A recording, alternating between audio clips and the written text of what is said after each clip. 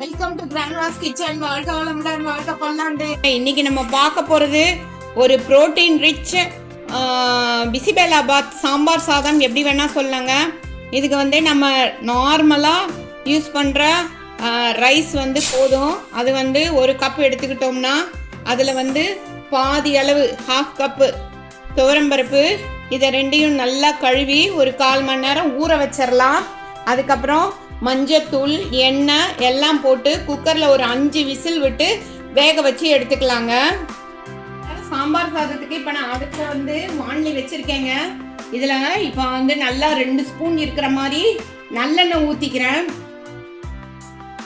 நல்லெண்ணெய் வந்து ரொம்ப நல்லா இருக்கும் சாம்பார் சாதத்துக்கெல்லாம். அது கூடவே ஃப்ளேவருக்கு இது ஒரு ஸ்பூன், நல்லா 1 ஸ்பூன் இருக்கிற மாதிரி நெய் போட்டுக்கலாம். அதுக்கு வந்து கடுகு 1/2 ஸ்பூனு, சீரகம் அதே அளவு சீரகம் போட்டுக்கலாம்.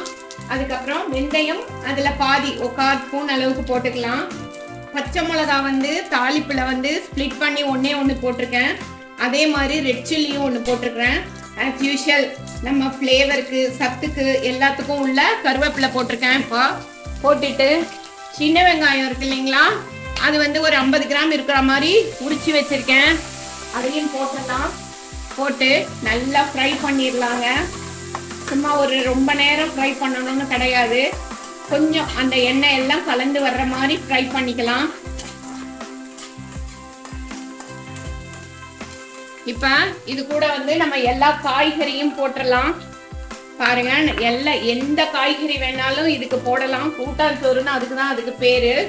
வீட்டில் எல்லா காய்கறியும் ஒரு 2-3 அப்படின்னு இருந்ததுன்னா அதெல்லாம் போட்டு கூட நம்ம செய்யலாம். வெங்காயம் ஓரளவு வந்து லைட்டாக ஃப்ரையாக இருக்குது. கொத்தவரங்காய் வந்து ஒரு 4 கொத்தவரங்காய் இப்படி நீட்டமாக கட் பண்ணி வச்சுருக்கேன். இது போட்டுடலாம். பீன்ஸ் வந்து ஒரு 8 பீன்ஸ் இருக்கிற மாதிரி கட் பண்ணி வச்சுருக்கேன். அதையும் போட்டுட்டேன். கேரட் சின்ன சைஸாக 1 அதுவும் போட்டிருக்கேன். அவரைக்காய் பாருங்க, அவரைக்காய் ஒரு 4-5 பீஸ் இருக்கிற மாதிரி அதையும் இது மாதிரி கட் பண்ணி போட்டாச்சு. பாருங்க, உருளைக்கிழங்கு இதையும் போட்டுட்டேன் நான். இப்போ இது கூட வந்து கத்திரிக்காய் இதையும் போட்டுடலாம். நம்ம போட்டு எல்லாத்தையும் நல்லா ஃப்ரை பண்ணலாங்க. கொஞ்சம் ஒரு 2 மினிட்ஸ் ஃப்ரை பண்ணிட்டு நம்ம மூடி வச்சோம்னா சூப்பராக வெந்து வந்துருங்க. இது முக்காதிட்டம் இது வெந்தா போதும். லைட்டாக தண்ணி தெளிச்சுக்கலாம். நிறைய தண்ணி தெளிக்கணும்னு கிடையாது. லைட்டாக தண்ணி தெளித்து அப்படியே மூடி வச்சிடலாம். பாருங்க, நம்ம கை அளவில் ஒரு கை அளவு தண்ணி தெளிச்சா போதும். அப்படியே இதை மூடி வச்சிடலாங்க. இப்போ காய்கறி நல்லா வெந்து வந்துடும். காய்கறியும் போட்டு நம்ம 10 நிமிஷம் மூடி வச்சுட்டோம் இல்லைங்களா. இப்போ வந்து நம்ம ஒரு சின்ன ஒரு ப்ரிப்பரேஷன் பண்ணிக்கலாங்க. நம்ம ஆல்ரெடி நான் வந்து நம்ம கிராண்ட்மாஸ் கிச்சனில் சாம்பார் பொடி சொல்லியிருக்கேன். அந்த சாம்பார் பொடி வந்து நல்லா 1/2 ஸ்பூன் இருக்கிற மாதிரி நம்ம காரத்துக்கு தகுந்த மாதிரி எடுத்துக்கலாம். அது கூட வந்து கொஞ்சமாக மஞ்சத்தூள் போட்டுக்கலாம். ஏன்னா ஆல்ரெடி ரைஸில் எல்லாம் மஞ்சத்தூள் போட்டுட்டோம், அதனால் லைட்டாக போட்டால் போதும். அது கூட வந்து தேங்காய் ஒரு 2 ஸ்பூன் இருக்கிற மாதிரி துருவன தேங்காய் போட்டுடலாம். இதை பாருங்க, ஒரு 2 ஸ்பூன் இருக்கிற மாதிரி போட்டிருக்கேன். இதை வந்து நம்ம மிக்சியில் போட்டு நல்லா நைஸாக பவுடர் ஃபார்ம்லேயே அரைச்சி கொண்டு வந்துடலாம். காய்கறி எல்லாம் ரொம்ப நல்லா வெந்து வந்துருச்சுங்க. இப்போ வந்து நம்ம இதில் வந்து தக்காளி போட்டுடலாம். தக்காளி போட்டுட்டு கொஞ்சமாக உப்பு போட்டுடலாங்க. உப்பு போட்டு இது ஒரு 2 நிமிஷம் பாருங்கள், கொஞ்சமாக போட்டிருக்கேன். உப்பு போட்டு இது ஒரு 2 நிமிஷம் ஃப்ரை பண்ணோம்னா தக்காளி எல்லாம் வந்து கலந்து வெந்துடும்.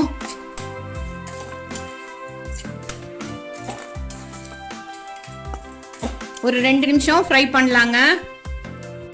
வெண்டைக்காய் இருக்கு இல்லைங்களா, வெண்டைக்காவை வந்து இன்னொரு தனி வாணலியில் கொஞ்சமாக எண்ணெய் ஊற்றி இது மாதிரி ஃப்ரை பண்ணி வச்சுக்கலாம். அதையும் இதில் போட்டுடலாம். ஏன்னா வெண்டைக்காய் வந்து இது கூட முதல்லையே போட்டோம்னா எல்லா காயுமே வழவழப்பு கொடுத்துரும். அதுக்காக அதை தனியாக ஃப்ரை பண்ணி நம்ம எடுத்துக்கலாம். தக்காளி போடுறப்ப ஏன் சேர்க்கறதுனா அந்த வெண்டைக்காயில் உள்ள வழவழப்பு தன்மையை வந்து தக்காளி எடுத்துரும். அதனால தக்காளி போடுறப்ப ஃப்ரை பண்ணி வெண்டைக்காவை வச்சிருந்த வெண்டைக்காயையும் போட்டுடலாம்.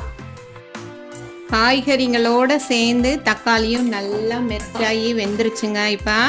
இப்போ வந்து நம்ம என்ன பண்ணலான்னா, இதுக்கு நம்ம அந்த பவுடர் வந்து போட்டு வச்சுருக்கோம் இல்லையா, மிக்சியில் போட்டு சாம்பார் தூள் தேங்காய், மஞ்சத்தூள் அந்த பவுடரை இப்போ இதில் போட்டுடலாம். இதுக்கு தேவையான அளவு உப்பு போட்டுடலாம். நம்ம சாதத்துக்கு காய்கறிக்கு போட்டுட்டோம், நம்ம சாதம் வச்சுருக்கோம் இல்லையா, அதுக்கு தேவையான அளவு உப்பு போட்டுடலாம். உப்பு போட்டுட்டு கொஞ்சமாக தனி மிளகாத்தூள் போட்டுக்கலாம். ஏன்னா அது வந்து கொஞ்சம் இன்னும் கொஞ்சம் காரத்தை கொடுக்கும். அதனால் கொஞ்சமாக, இது ஆப்ஷனல் தான், வேணும்னா தான் போட்டுக்கலாம். இதுக்கப்புறம் பெருங்காயத்தூள் கொஞ்சம் நல்லா போட்டு விட்டுடலாம், நல்லா ஃப்ளேவர்டாக இருக்கும். பெருங்காயத்தூள் போட்டுடலாம். போட்டுட்டு நல்லா பெரிய சைஸ் எலுமிச்சம்பழம் அளவு புளி எடுத்து அதை நல்லா கரைச்சி தண்ணியாக கரைச்சி வச்சுருக்கேன், அதை ஊற்றிடலாம். அது கூட இன்னும் கொஞ்சம் தண்ணியெல்லாம் நல்லா நிறைய ஊற்றிக்கலாம். இப்போ நல்லா கொதித்து வரட்டுங்க. புளி, தக்காளி எல்லாம் ஏன் போடுறதுன்னா, நம்ம வந்து பருப்பும் வந்து அரிசியோட நிறைய போட்டிருக்கோம் இல்லையா, அந்த பருப்பு வந்து ஒரு மதமதப்பு தன்மையை கொடுக்கும். அந்த தன்மைக்கு அது தன்மை வராமல் இருக்கிறதுக்காக தான் புளி, உப்பு, காரம் எல்லாம் நல்லா தூக்கலாக சேர்க்குறோங்க.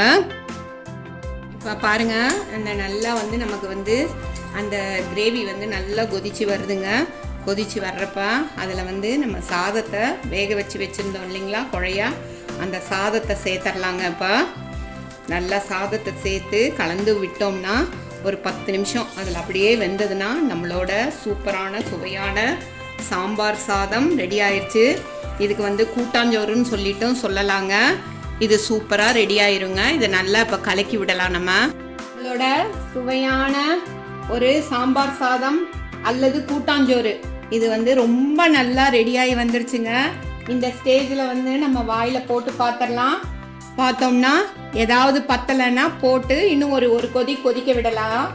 ஒரு 10 நிமிஷம் அப்படியே சிம்மில் அடுப்பை வச்சு நம்ம கொதிக்க வச்சோம்னா அதோட டேஸ்ட்டே டிஃப்ரெண்ட்டாக இருக்கும்.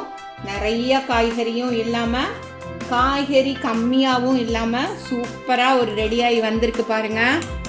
இப்போ வந்து இதில் நான் வாயில் போட்டு பார்த்துட்டேன், எனக்கு கரெக்டாக இருக்குது. உங்கள் வீட்டில் அவங்கவுங்க காரம் புளிப்புக்கு தகுந்த மாதிரி கொஞ்சம் கரெக்ட் பண்ணிக்கலாம். இது வந்து அப்படியே நம்ம வந்து மூடி வச்சிடலாம்.